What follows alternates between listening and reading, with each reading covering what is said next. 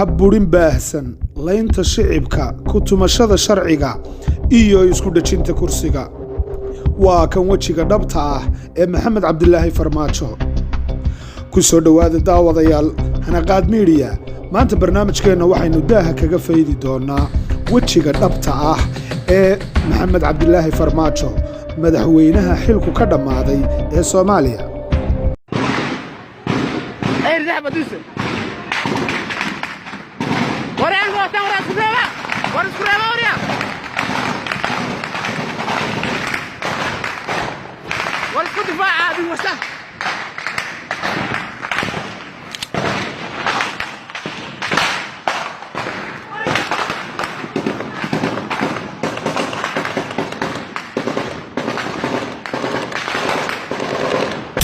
ضيعيانا باضي طبكان ناقو شيدي دنبيغيان كقلني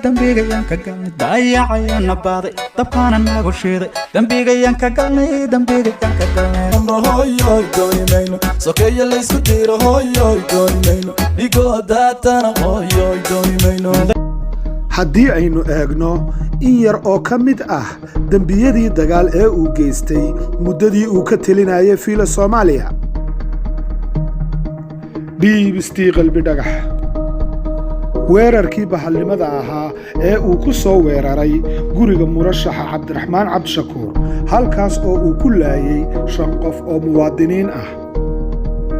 weerarkii iyo barakicintii gobolka Gedo iyo magaalada Baladxaawa iyo haddana weerarkii labaad ee Baydhabo halkaas oo isu geyn dad badan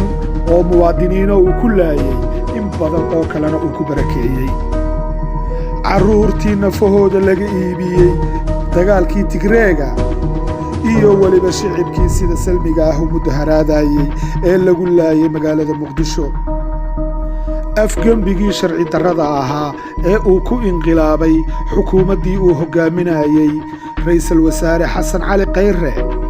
iyo waliba caburintii iyo xabsi gurigii uu ku weeraray gudoomiye Jawaari waxaas oo xadgudub ah oo muddo 4 sanadood uu madaxweynihii xilku uu ka dhamaaday Farmaajo uu kula kacay shicibka Soomaaliyeed